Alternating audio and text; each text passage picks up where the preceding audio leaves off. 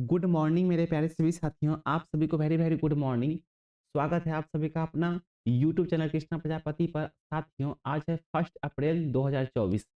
आज के current affairs में टॉप 10 इंपॉर्टेंट क्वेश्चंस कवर किया जाएगा, जो कि सभी प्रतियोगी परीक्षाओं के लिए बहुत ही इंपॉर्टेंट क्वेश्चंस होने वाले हैं। आप किसी भी एग्जाम की तैयारी करते हो, यूपीएससी, एसएससी, रेलवे, पुलिस या किसी भी डिफेंस एग्जाम की तैयारी करते हो, ये सारे क्वेश्चंस आपके लिए बहुत ही इंपॉर्टेंट क्वेश्चंस होने वाले हैं। साथियों, आज कुछ क्वेश्चंस ऐसे डिजाइन किए गए हैं जिससे आपको पढ़ने में भी मज़ा आएगा, मुझे पढ़ाने में भी मज़ा आएगा। खास साथियों, मार्च एंडिंग तो खत्म हो गई, यानी कि 31 मार्च तो खत्म हो गई। फाइनेंशियल ईयर हमारा था 24 खत्म। फाइनेंशियल ईयर जो है 24-25 में हम लोग आ गए हैं। ऐसे तो नया साल हम लोग 1 जनवरी को मना लेते हैं, लेकिन हमारे हिसाब से 1 अप्रैल को हम मना रहे हैं, ठीक है, यानी कि मैं मना रहा हूँ। चलिए साथियों, सारे क्वेश्चन एक एक करके कवर करेंगे। आज का जो पहला क्वेश्चन है, बैंक ऑफ महाराष्ट्र के नए एमडी और सीईओ किसे नियुक्त किया गया? तो इसका सही आंसर हो जाएगा नीधु सक्सेना। ठीक है, बैंक ऑफ महाराष्ट्र के एमडी और सीईओ नीधु सक्सेना को नियुक्त किया गया है। इन्हें पॉइंट के माध्यम से आप समझने की कोशिश कीजिएगा। मैंने पॉइंट्स में डिजाइन किए गए हैं इस क्वेश्चंस को। इनका जो पहला पॉइंट है, बैंक ऑफ महाराष्ट्र ने नीधु सक्सेना को एमडी और सीईओ नियुक्त किया है। ठीक है, किसके द्वारा नियुक्त किया जाता है?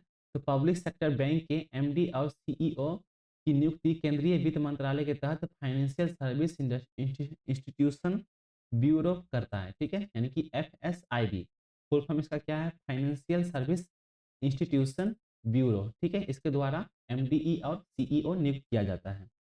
बैंक ऑफ महाराष्ट्र के नए एमडी और सीईओ कौन है? तो नीधु सक्सेना है। ठीक है, चलिए इतना आप याद रखिए। अगला क्वेश्चन देखेंगे। हाल ही में किस देश ने मिस यूनिवर्स के लिए पहली बार अपना कंस्टेंट भेज रहे हैं? तो मिस यूनिवर्स के लिए जो वो देश है जिनका नाम सऊदी अरब है, तो आंसर इसका थर्ड हो जाएगा। जिसका नाम सऊदी अरब है, वह पहली बार जो है अपने कंस्टेंटेंट भेज रहे हैं मिस यूनिवर्स के लिए। ठीक है, इन्हें भी आप पॉइंट के माध्यम से समझने की कोशिश कीजिएगा। मैंने सारे पॉइंट्स कवर किए हैं इसमें। पहला पॉइंट है, सऊदी अरब की मॉडल रूमी अलका हतानी ने सोशल मीडिया अकाउंट पर मिस यूनिवर्स कंस्टेंट में पार्टिसिपेंट करने का ऐलान किया है। ठीक है, यह पहली बार है जब सऊदी अरब अपने देश से मिस यूनिवर्स के लिए कंस्टेंट भेज रहा है। तो जो सऊदी अरब की जो मॉडल है, उनका नाम है रूमी अलका हतानी। ठीक है, रूमी अलका हतानी 27 वर्षीय मॉडल रूप अलका हतानी सऊदी अरब की राजधानी रियाद की रहने वाली हैं। अगर आपको ये भी पूछा जाए कि सऊदी अरब की राजधानी कहाँ पे है, तो सऊदी अरब की राजधानी रियाद है। ठीक है, वहीं की ये रहने वाली है रूम अलका हतानी, जो कि मिस यूनिवर्स में भाग लेने वाली है। वह मॉडल होने के साथ साथ सोशल मीडिया इन्फ्लुएंसर भी है। ठीक है, रूमी अलका हतानी इससे पहले miss Saudi Arabia, miss middle east, miss Arab world fish और मिस वुमन जैसे ब्यूटी पेजेंट जीत चुकी हैं। तो पहले भी वह कई मेडल्स जीत चुके हैं और अभी जो है मिस यूनिवर्स में वह कंटेस्टेंट के रूप में भाग लेने वाली है। मिस यूनिवर्स ब्यूटी पेजेंट 1952 में पहली बार हुआ, जिसमें लेबनान और बहरीन जैसे अरब देशों की लड़कियां ब्यूटी कंटेस्ट में हिस्सा लेती रही हैं। ठीक है, तो 1952 से ये चलती आ रही है। चलिए, मिस यूनिवर्स कंपटीशन में स्विमिंग कॉस्ट्यूम नहीं पहनना होता है, जबकि इसके कॉम्पिटिटर माने जाने वाले मिस वर्ल्ड इवेंट में स्विमवियर इवेंट खास माना जाता है। ठीक है, तो इसमें जो है मिस यूनिवर्स के लिए स्विमिंग कॉस्ट्यूम कॉस्ट्यूम जो होते हैं स्विमिंग वाले, जब पानी में तैरते हैं, पानी में जब नहाने जाते हैं, तो वो कॉस्ट्यूम होते हैं, है ना? पार्टी के अलग कॉस्ट्यूम होते हैं, स्कूल के अलग कॉस्ट्यूम होते हैं, मतलब आपकी ड्रेस कोड। तो उसमें ना स्विमिंग का जो ड्रेस होता है वो नहीं पहनना होता है। ठीक है, चलिए, अभी जो सऊदी अरब की मॉडल कौन सी है? तो रूमी अलका हतानी है, जो कि मिस यूनिवर्स में भाग लेने वाली हैं। पहले वो कई मेडल जीत चुकी हैं, जिसमें से मिस मिडिल ईस्ट है, मिस अरब वर्ल्ड है और मिस विमन है। ठीक है, ये तीनों जीत चुकी हैं, अभी जो है मिस वर्ल्ड में भाग लेने वाली हैं। कौन से देश पहली बार भेज रहे हैं? तो सऊदी अरब जो है पहली बार अपना मिस यूनिवर्स भेज रहे हैं। ठीक है, चलिए इतना आप याद रखिए। अगला क्वेश्चन देखेंगे। हाल ही में लोकपाल के न्यायिक सदस्य कौन बने हैं? तो लोकपाल के जो न्यायिक सदस्य बने हैं, उनका नाम है ऋतुराज अवस्थी। ठीक है, इसका सही आंसर हो जाएगा थर्ड। मैंने सारे क्वेश्चंस को अच्छे से डिजाइन करने की कोशिश की है, सारे पॉइंट्स को अच्छे से डिजाइन करने की कोशिश की है। अगर आपको समझ में नहीं आ रहा है तो आप हमें कमेंट करके बता सकते हैं। आप चैनल पर अगर नए हैं तो सब्सक्राइब कर लीजिए, बेल आइकन को हिट कर लीजिए। हमारे चैनल पे आपको बेहतरीन ढंग से समझाने की कोशिश की जाती है। करंट अफेयर्स की क्लास डेली बाय डेली आएगी, अभी डिले नहीं होगी, ठीक है। और हमारे ही चैनल पे एक फ़िल्म के माध्यम से एक बेहतरीन ढंग से आपको इतिहास की चर्चाओं पे हम लेक्चर देने वाले हैं, ठीक है। तो आपको समझ में आएँगे कि क्या हुआ था, किस राज्य में कौन-सी घटना हुई थी। अब फ़िल्म की तरह डिज़ाइन किया गया है उस क्वेश्चंस को, उस पॉइंट्स को, जो कि आपको इतिहास, भूगोल ये सब समझने की ये सब समझाने की यहाँ पे प्रैक्टिस की गई है, ठीक है। तो आपको इसी चैनल पे, कृष्णा प्रजापति यूट्यूब चैनल पे आपको सारे वीडियो मिलेंगे, सारे आपको कंटेंट मिलेंगे, ठीक है। साथियों, आप चैनल पे नए हैं तो सब्सक्राइब कर लीजिए, बेल आइकन को हिट कर लीजिए। आप सब्सक्राइब पहले से कर चुके हैं तो आप लाइक कर दीजिए, कमेंट कर दीजिए और थम्स अप कर दीजिए, ठीक है। चलिए साथियों, अगला क्वेश्चन देखेंगे। हाल ही अगला क्वेश्चन यही है कि हाल ही में लोकपाल के न्यायिक सदस्य कौन बने हैं? तो इसका सही आंसर हो जाएगा ऋतुराज अवस्थी। इन्हें भी आप पॉइंट के माध्यम से समझने की कोशिश कीजिएगा, सारा पॉइंट्स कवर किया गया है। 7 मार्च को जस्टिस ऋतुराज अवस्थी ने लोकपाल के न्यायिक सदस्य के रूप में शपथ ली है, ठीक है। भारत के लोकपाल अध्यक्ष न्यायमूर्ति एएस खानविलकर ने अवस्थी को पद एवं गोपनीयता की शपथ दिलाई है, ठीक है। तो भारत के जो लोकपाल हैं, लोकपाल के अध्यक्ष हैं न्यायमूर्ति एएस खानविलकर, उन्हीं ने राज अवस्थी को, ऋतुराज अवस्थी को शपथ दिलाई है, ठीक है। अगला पॉइंट है, जस्टिस अवस्थी 2022 में 22वें विधि आयोग के अध्यक्ष बने थे। अगला पॉइंट है, 2009 में इलाहाबाद हाई कोर्ट के एडिशनल जज बने थे। वहीं पे 2010 में अवस्थी ने न्यायाधीश के रूप में शपथ ली थी, ठीक है। 11 अक्टूबर को 11 अक्टूबर 2021 को उन्होंने कर्नाटक हाई कोर्ट के चीफ जस्टिस के रूप में भी नियुक्त किया गया था। तो अभी जो 7 मार्च को जो जस्टिस ऋतुराज अवस्थी लोकपाल के न्यायिक सदस्य के रूप में शपथ ली है, वह कई कहीं और भी काम कर चुके हैं इससे पहले, ठीक है। जो कि 2009 में इलाहाबाद हाई कोर्ट के एडिशनल जज बने थे, ठीक है। 2010 में अवस्थी ने न्यायाधीश के रूप में शपथ ली थी और 11 अक्टूबर 2021 को कर्नाटक हाई कोर्ट के चीफ जस्टिस के रूप में नियुक्त किया गया था, ठीक है।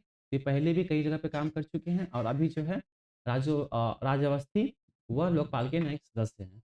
चलिए अगला पॉइंट देखेंगे, अगला क्वेश्चन देखेंगे।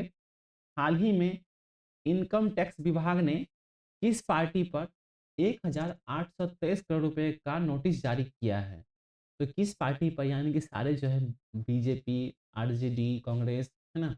तो मैंने सारे पॉइंट्स कवर किए हैं। तो इसका जो सही आंसर हो जाएगा कांग्रेस पार्टी। कांग्रेस पार्टी पर जो है टैक्स विभाग ने 1823 करोड़ रुपए का नोटिस जारी किया है।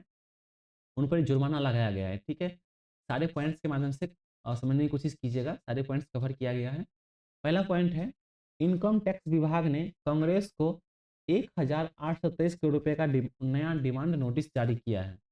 यह डिमांड नोटिस 2017 से 18 से 2020 से 21 के लिए इस जुर्माने के साथ साथ इसमें ब्याज भी शामिल है, ठीक है।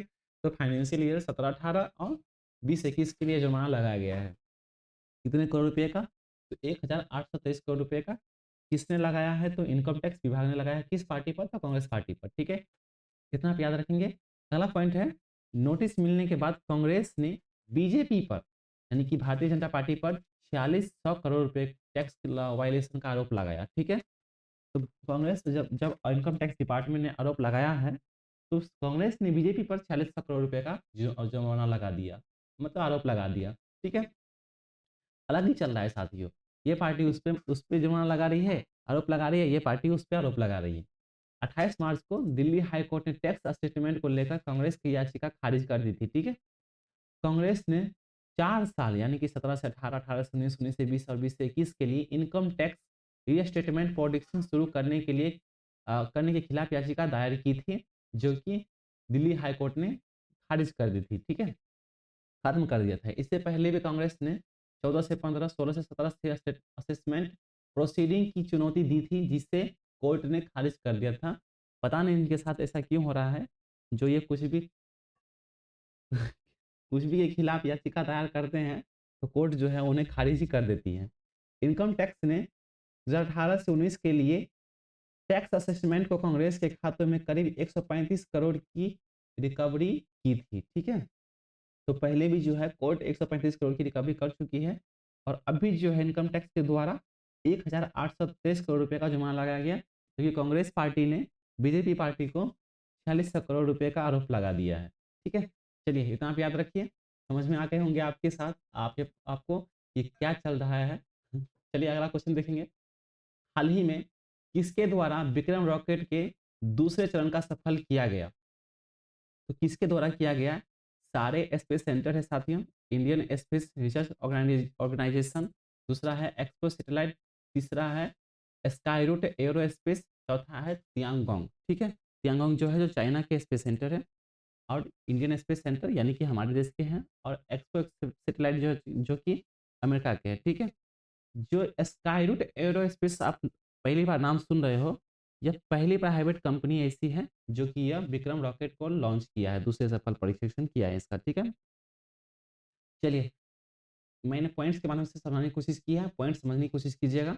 इनका जो पहला पॉइंट है, भारत की पहली space technology private company Skyroot aerospace ने विक्रम वन रॉकेट को दूसरे चरण का सफल परीक्षण किया है। तो मैंने आपको पहले ही बता दिया कि पहली स्पेस टेक्नोलॉजी प्राइवेट कंपनी है जिसका नाम है स्काईरूट एरोस्पेस। ठीक है, उन्हीं ने विक्रम वन को लॉन्च किया था। ठीक है, कंपनी ने यह प्रशिक्षण इंडियन स्पेस रिसर्च ऑर्गेनाइजेशन यानी कि इसरो के हरिकोटा में स्थित सतीश धवन स्पेस सेंटर पर किया है। ठीक है, तो जो कंपनी है स्काईरूट एरोस्पेस, ये भी कहाँ से किया है? तो इसरो के सतीश धवन स्पेस सेंटर से ये लॉन्च किया है। ठीक है, स्काईरूट एरोस्पेस ने विक्रम वन के दूसरा चरण को कलाम 250 नाम दिया था। यानी कि स्काईरूट एरोस्पेस जो है विक्रम वन का जो दूसरा नाम है, दूसरे चरण का जो नाम है, उसका नाम जो है कलाम 250 नाम दिया गया था। ठीक है, कलाम 250 high power carbon mixed rocket motor है।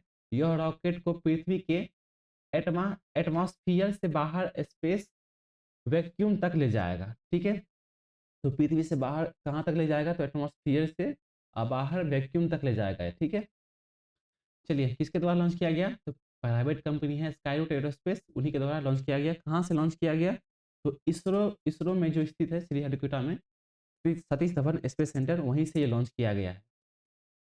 यह प्रशिक्षण जो है 85 सेकंड तक चला है, जिसमें 186 किलो न्यूटन का हाई लेवल सी लेवल थ्रस्ट तक रिकॉर्ड किया गया। ठीक है, स्काईरूट एरोस्पेस ने नवंबर 2022 में विक्रम एस का प्रशिक्षण किया था। ठीक है, तो पहला जो था, पहला नवंबर 2022 में किया था विक्रम एस का प्रशिक्षण। अभी जो दूसरा किया है विक्रम वन का प्रशिक्षण। ठीक है, क्या नाम रखा गया था? तो कलाम 250 नाम रखा गया था। इसके साथ ही वह सर्व ऑर्बिटल रॉकेट प्रशिक्षित करने वाले देश की पहली प्राइवेट कंपनी बन गई है। ठीक है, तो पहली प्राइवेट कंपनी अब जो है भारत सरकार से अलग होकर भी कुछ प्राइवेट कंपनी जो है ये काम करना चालू कर दी है साइंटिस्ट से मिलकर, है ना।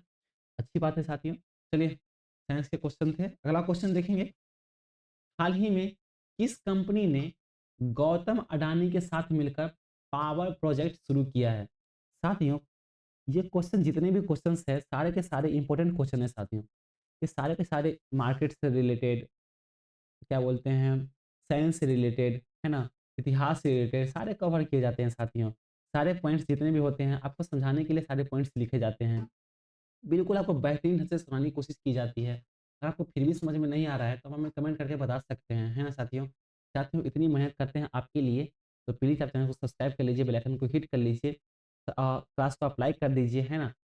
साथियों आपका सब्सक्राइब, आपका कमेंट जो है हमारे लिए बहुत मोटिवेशनल होता है। ठीक है, हम हमें उनसे ज़्यादा मोटिवेट मिलता है, हमें उनसे ज़्यादा काम करने की अ, लगता है कि हम लोग काम करने की इच्छा रखेंगे, है ना साथियों।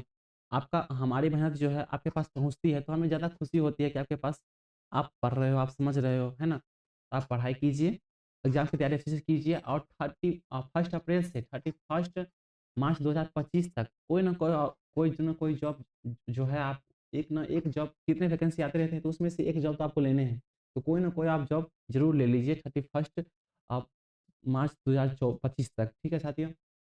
चलिए इसका जो सही आंसर हो जाएगा किस कंपनी के साथ मिलकर पावर प्रोजेक्ट शुरू किया है? तो यह मुकेश अंबानी के साथ मिलकर पावर प्रोजेक्ट शुरू किया है। दोनों बिलियनियर कंपनी है। गौतम अडानी का आप नाम सुने होंगे और मुकेश अंबानी का तो आप नाम सुनते ही होंगे, है ना। तो ये दोनों बिलियनियर कंपनी है जो कि अब एक साथ मिलकर काम कर रही है। चलिए इन्हें भी पॉइंट के माध्यम से समझने की कोशिश कीजिएगा। इनका जो पहला पॉइंट है, 27 मार्च को मुकेश अंबानी की रिलायंस इंडस्ट्रीज ने गौतम अडानी पावर ने अडानी पावर से मध्य प्रदेश पावर प्रोजेक्ट में 26% हिस्सेदारी खरीदी है।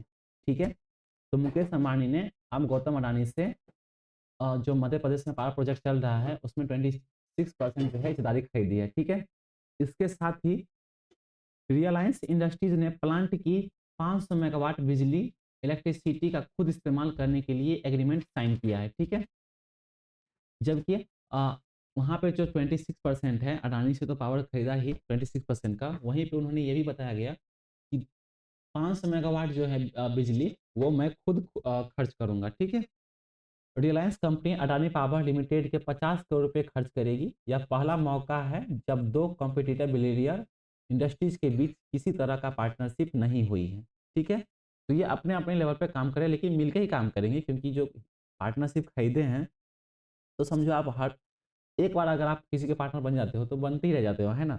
अगर हम किसी देश के साथ मिलकर काम करते हैं तो उनसे उनसे हमें और भी ज़्यादा काम करने की लगता है कि हम और भी ज़्यादा काम करेंगे इसके साथ। तो अभी जो है तो अभी तो शुरुआत है, आगे आगे और भी होने वाले हैं।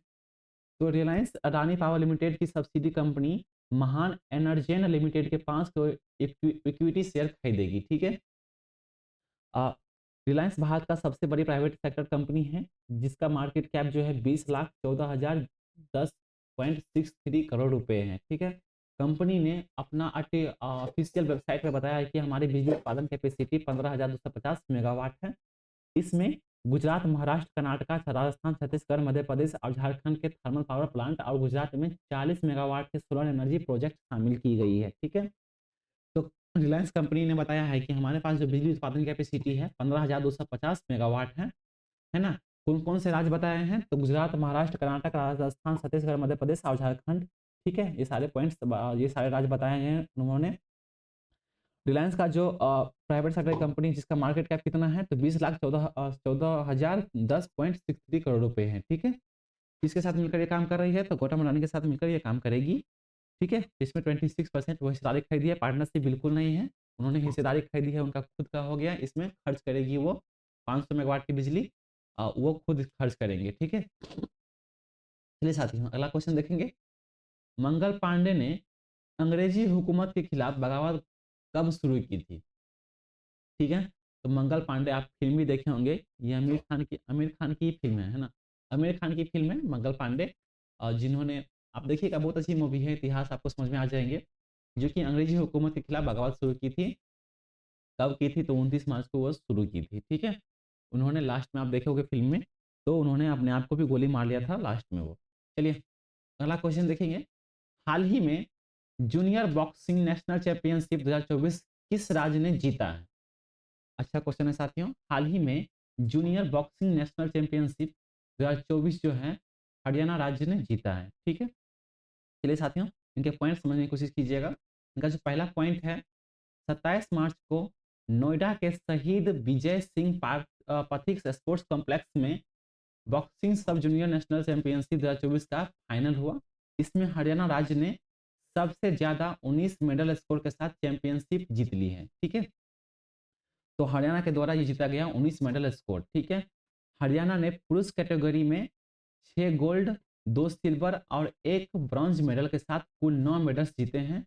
जबकि हरियाणा की जो महिला है उन्होंने 7 गोल्ड, 1 सिल्वर और 2 ब्रॉन्ज मेडल जीते हैं। ठीक है, तो 10 ये हो गए और 9 पुरुष जीते और 10 जो है महिला जीते हैं, तो यानी कि टोटल 19 हो गए। ठीक है, टोटल 19 चैंपियनशिप जीता गया है, जो कि हरियाणा राज्य के द्वारा जीता गया है पुरुष और महिला में, जो कि जूनियर बॉक्सिंग चैंपियनशिप ये हुआ था 2024 का। ठीक है, हरियाणा इस लिस्ट में दिल्ली जो है 8 मेडल के साथ दूसरे स्थान पर रहा है, जबकि महाराष्ट्र राज्य जो है 6 मेडल के साथ तीसरे नंबर पर रहा है। ठीक है, इस टूर्नामेंट में 612 बॉक्सर्स ने हिस्सा लिया था, जिसमें 337 पुरुष थे और 275 महिलाएं शामिल थी। ठीक है, तो 600 कुल जो बॉक्सर थे, 612 बॉक्सर थे, जिसमें से पुरुष जो है 37 थे और महिला जो है 275 थे। ठीक है, तो जो हरियाणा जो है पहले नंबर पे है, और दिल्ली जो है दूसरे नंबर पे है और महाराष्ट्र जो है जो तीसरे नंबर पे है। ठीक है, चलिए इतना आप याद रखिए। अगला क्वेश्चन देखेंगे। साल 2015 में भारतीय शटलर साइना नेहवाल ने बैडमिंटन में चाइना के दबदबे को खत्म करके दुनिया की नंबर 1 खिलाड़ी कब बनी थी। तो वर्ष 2015 में भारतीय शटलर साइना नेहवाल ने बैडमिंटन में चाइना को दबदबे के खत्म करके उन्होंने जो जीता था वह 28 मार्च के दिन जीता था, ठीक है? और दुनिया की जो है नंबर 1 खिलाड़ी बनी थी, ठीक है? भारतीय खिलाड़ी। इनका भी पॉइंट है। पहला पॉइंट है भारतीय शटलर साइना नेहवाल ने बैडमिंटन में चाइना के दबदबे को खत्म करके दुनिया की नंबर 1 खिलाड़ी बनी थी, ठीक है? उन्होंने इसी साल ओलंपिक में ब्रॉन्ज मेडल जीतकर यह रिकॉर्ड बनाया था, ठीक है? यानी कि इस साल, ठीक है? साइना नेहवाल का जो जन्म है 17 मार्च 1990 को हुआ था। उन्होंने 8 साल की उम्र में ही बैडमिंटन खेलना शुरू कर दिया था। तो तभी से वो बैडमिंटन यानी कि 8 साल से जो खेल रही है बैडमिंटन, जो कि उनका जन्म जो है 1990 में हुआ था, वो 98 से खेलना शुरू कर दी होगी। तो काफ़ी मतलब प्रैक्टिस जो होता है ना साथियों, वो काफ़ी इंपॉर्टेंट चीज़ होते हैं। जितना आप प्रैक्टिस करोगे उतना आप समझने की कोशिश करोगे, है ना? विराट कोहली देखते हो आप या कि रोहित शर्मा को ही देखते हो, जितना आप खेलते हैं उतना रन बना पाते हैं। तो प्रैक्टिस जो है काफ़ी इंपॉर्टेंट होता है, प्रैक्टिस कीजिए तभी आप एग्ज़ाम पास कर पाओगे। चलिए अगला क्वेश्चन देखेंगे। हाल ही में टाटा ग्रुप ने ईवी चार्जिंग स्टेशन के लिए किस कंपनी के साथ डील साइन की है? तो टाटा ग्रुप ने ईवी चार्जिंग यानी कि इलेक्ट्रॉनिक जो अभी आ रही हैं बैटरी वाले गाड़ी, मोटर व्हीकल, है ना? 4 चक्के, ये सब जो अब चार्जिंग के लिए भी मतलब जैसे पेट्रोल पंप है, उस तरह से चार्जिंग के लिए भी सिस्टम होने चाहिए ना, तभी तो आप गाड़ी चल सकेंगी, नहीं तो आप चार्ज नहीं करोगे तो गाड़ी चलेगी कैसे? पेट्रोल डलवाते हो आप गाड़ी में तभी गाड़ी चलती है। उसी तरह से चार्जिंग सिस्टम वाले में चार्ज नहीं करोगे तो गाड़ी चलेगी कैसे? तो उस इसीलिए अब जो है टाटा ग्रुप ने हिंदुस्तान पेट्रोलियम कॉर्पोरेशन के साथ मिलकर ये डील साइन की है, ठीक है? बहुत अच्छा क्वेश्चन है साथियों। इनका पॉइंट समझने की कोशिश कीजिएगा। पहले जो थे गौतम अडानी ने मुकेश अंबानी के साथ मिलकर काम करेंगे, सॉरी मुकेश अंबानी जो है गौतम अडानी के साथ मिलकर काम करेगी और अभी जो है टाटा ग्रुप जो है हिंदुस्तान पेट्रोलियम यानी कि एचपी के साथ मिलकर काम करेगी, ठीक है? पॉइंट है हमारे साथियों, इसका समझने की कोशिश कीजिएगा। 27 मार्च को Tata passenger electric mobility limited यानी कि टीपीईएम ने भारत में इलेक्ट्रिक व्हीकल चार्जिंग इंफ्रास्ट्रक्चर को बढ़ाने के लिए हिंदुस्तान पेट्रोलियम कॉर्पोरेशन लिमिटेड के साथ डील साइन की है, ठीक है? तो टाटा ग्रुप में किसके साथ मिलकर साइन की है? तो एचपी यानी कि हिंदुस्तान पेट्रोलियम कॉर्पोरेशन लिमिटेड के साथ डील साइन की है इलेक्ट्रिक व्हीकल्स के लिए, ठीक है? टाटा पैसेंजर इलेक्ट्रिक मोबिलिटी और टाटा मोटर्स पैसेंजर व्हीकल्स के चीफ स्ट्रेटजी ऑफिसर बालाजी राजन ने कहा है कि देश में ईवी की खरीदारी बढ़ रही है। ऐसे में चार्जिंग स्टेशन इंफ्रास्ट्रक्चर को बढ़ाने से भारत में ईवी को मेन स्ट्रीम में लाने में मदद मिलेगी, ठीक है?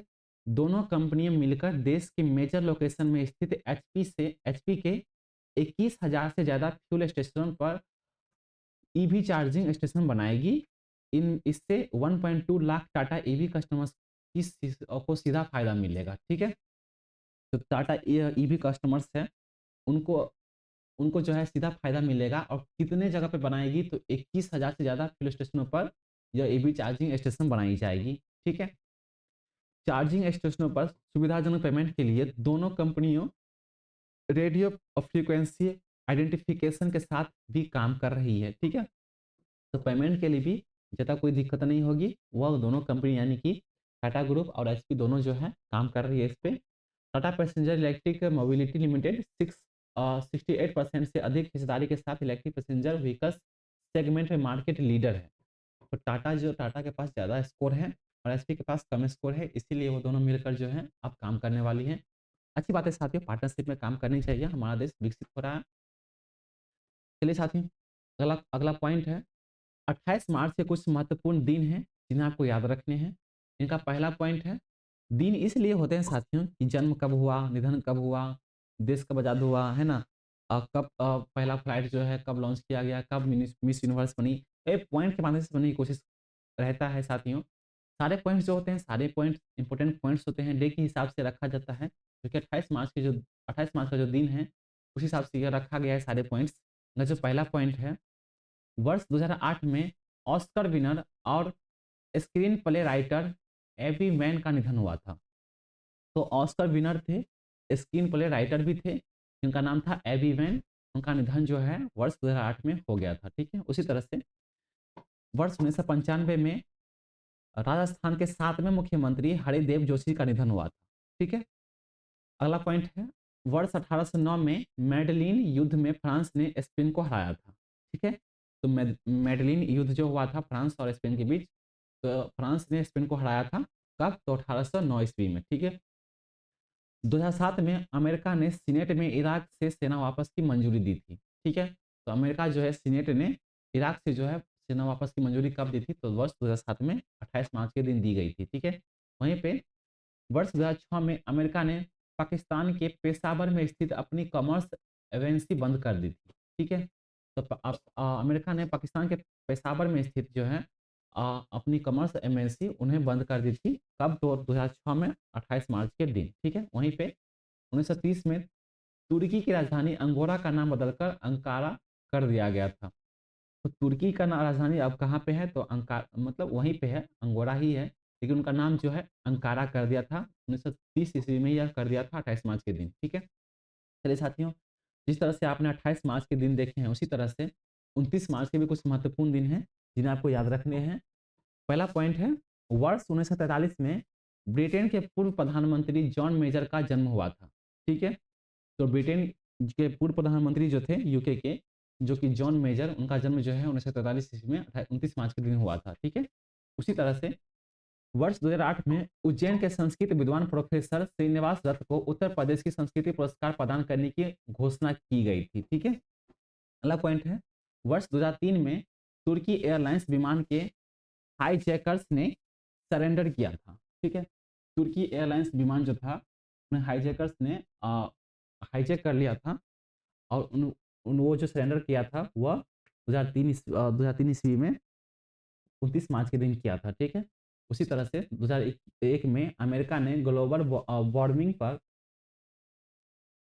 क्योटो संधि को मानने से इनकार कर दिया था। तो अमेरिका ने ग्लोबल वार्मिंग पर, वार्मिंग या वार्निंग होगा, यहाँ पे वार्निंग होना चाहिए था। अमेरिका ने ग्लोबल वार्मिंग पर क्योटो संधि को मनाने से इनकार कब किया था? तो 2001 में 29 मार्च के दिन किया था, ठीक है। अगला पॉइंट है, वर्ष 1999 में पराग्वे के राष्ट्रपति रॉल क्यूवास ने इस्तीफा दिया था, ठीक है। पराग्वे के राष्ट्रपति थे रॉल क्यूवास, उन्होंने इस्तीफा दिया था 29 मार्च के दिन 1999 में। उसी तरह से 1982 में एन टी रामाराव ने तेलुगु देशम पार्टी स्थापित की थी, ठीक है। अगला पॉइंट है, 1953 में हिलेरी और तेंजिंग नॉर्गे ने माउंट एवरेस्ट फतेह किया था। तो माउंट एवरेस्ट पर जो चढ़ा था, फतेह किया था, उनका नाम था तेंजिंग नॉर्गे, है ना। वो कहाँ के थे? हिलेरी और तेंजिंग नॉर्गे था, ठीक है, जो कि माउंट एवरेस्ट पर फतेह किया था वर्ष 1953 ईस्वी में 29 मार्च के दिन, ठीक है। चलिए साथियों, आज के लिए इतना ही। साथियों, अगर आपको समझ में नहीं आते हैं सारे क्वेश्चन, सारे पॉइंट्स अगर आपको समझ में नहीं आ रहे हैं, बिल्कुल भी समझ में नहीं आ रहे हैं, तो आप हमें कमेंट करके बता सकते हैं। हम और भी कोशिश करेंगे आपको समझाने की, और कमेंट जो है आप करोगे तो हमारी तरफ से रिप्लाई अवश्य जाएगी आपके पास, है ना साथियों। आप चैनल पर अगर नए हैं तो सब्सक्राइब कर लीजिए, बेल आइकन को हिट कर लीजिए, ताकि आपको सारे वीडियो नोटिफिकेशन के माध्यम से आपके पास तुरंत प्राप्त हो जाए, है ना। चलिए साथियों, इसी चैनल पे एक इतिहास का क्लास आने वाली है, जो कि फिल्म के माध्यम से बिल्कुल डिजाइन करके समझाया जाएगा, जिन्हें आपको सुनने भी मजा आएंगे और मुझे पढ़ाने भी मजा आएंगे। चलिए साथियों, आज के लिए इतना ही। आपका समय शुभ हो।